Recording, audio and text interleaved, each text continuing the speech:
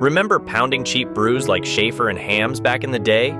Or cracking open some red, white, and blue for a patriotic summer barbecue?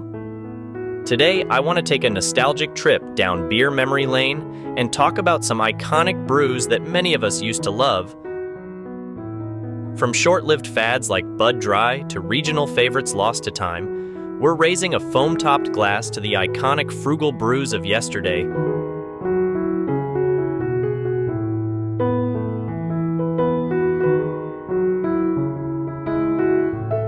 Let's start with all those classic budget beers from decades ago like Schaefer, Pabst Blue Ribbon, Old Milwaukee, Schlitz, and Hamm's. While they weren't the most flavorful or complex brews, these simple American-style lagers were hugely popular thanks to their low price points, which made them affordable go-tos for working-class drinkers back in the 50s through the 80s. Red, White, and Blue. This classic budget-friendly Pilsner was hugely popular in the Midwest back in the 70s and 80s. It stood out with its patriotic name and packaging and was a go-to for many blue-collar drinkers.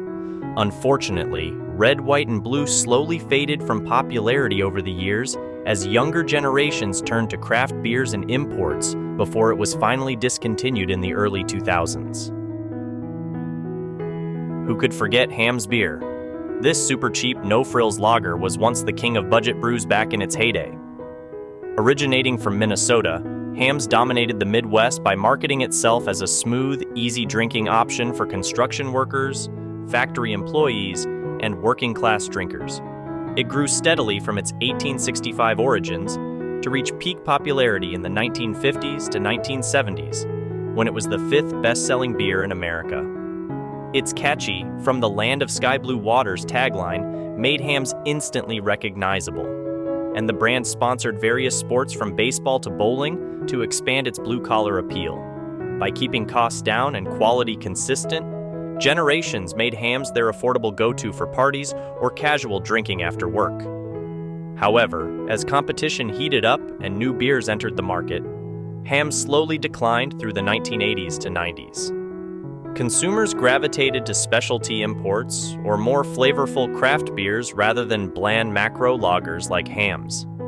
It got to the point where some would only buy Hamm's if that was the cheapest option at the store.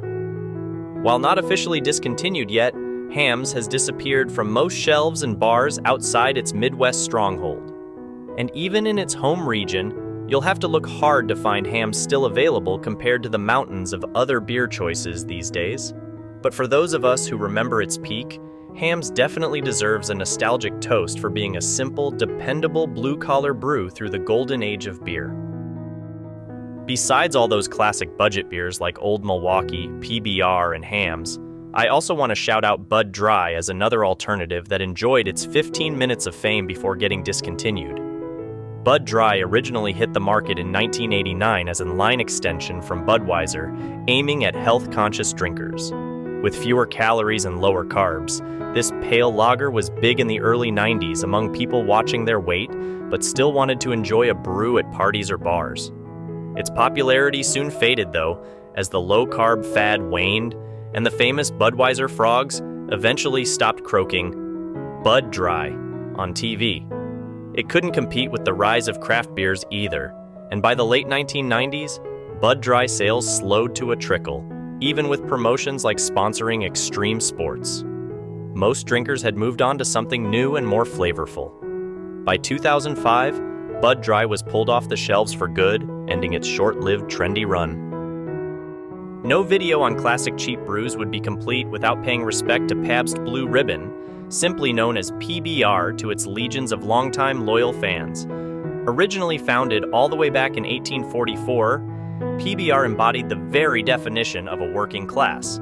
No-frills beer for over a century. Generations of manual laborers, enlisted men, and average Joes chose dependable PBR time and time again as an affordable drinking companion while watching sports, playing pool, or unwinding after punching the clock. By the late 1970s, PBR had become America's largest selling beer, moving over 40 million cases a year at its peak. However, sales slowly declined over the following decades in the face of vigorous competition and changing consumer tastes.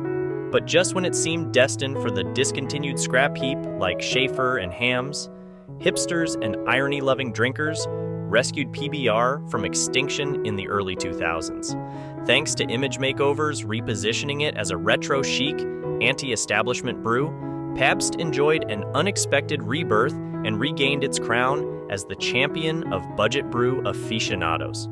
These days, you're as likely to see PBR tallboys at a trendy dive bar or music festival as you are at a bowling alley or NASCAR race. By brilliantly straddling the line between nostalgic working-class cred and hip millennial appeal, PBR ensures the legacy of no-nonsense, blue-collar beer will continue on. Of course, I can't leave out Old Milwaukee. This quintessential blue-collar brew was a staple for working-class drinkers on a budget for over 75 years. Known for its simple, easy-drinking flavor profile and nearly as cheap as water, the beer that made Milwaukee famous was a top seller across the Midwest and Great Plains regions during its prime.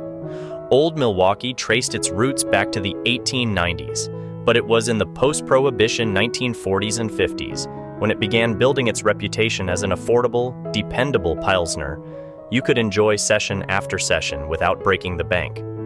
Benefiting from clever ads targeting veterans and industrial laborers, cases of Old Milwaukee became fixtures at picnics, bowling leagues, and factory break rooms for generations. Its popularity peaked in the 1970s when Old Milwaukee was the best-selling beer in America, moving over 6 million barrels annually. However, the brand slowly declined over the following decades as demographic tastes shifted and heavy competition arrived. Despite efforts to go more upscale with offshoots like Special Reserve, most younger people saw Old Milwaukee as only a drink of last resort. Let me know which iconic, cheap beer brands bring back memories for you down in the comments. Did you have a favorite affordable brew that's no longer sold? Would love to hear your stories. And as always, thank you for watching.